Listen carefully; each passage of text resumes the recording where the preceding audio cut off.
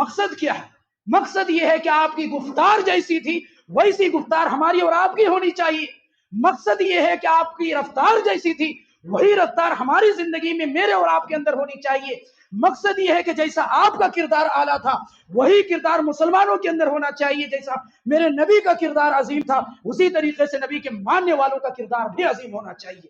یہی مقصد ان باتوں کو بیان کرنے کا. مقصد یہ ہے کہ نبی سچ بولتے تھے، ہمیں بھی سچ بولنا ہے.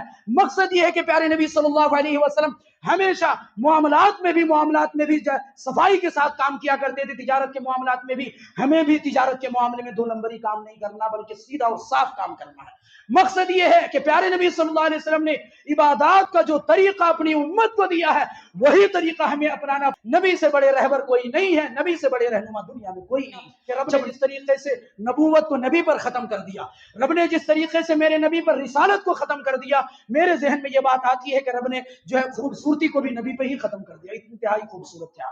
خوبصورتی کی کس قسم کو بیان کریں آپ؟ بہرحال یہ خوبصورتی نبی جو ہے آپ کا چہرہ خوبصورت، آپ کی ہر چیز خوبصورت تھی.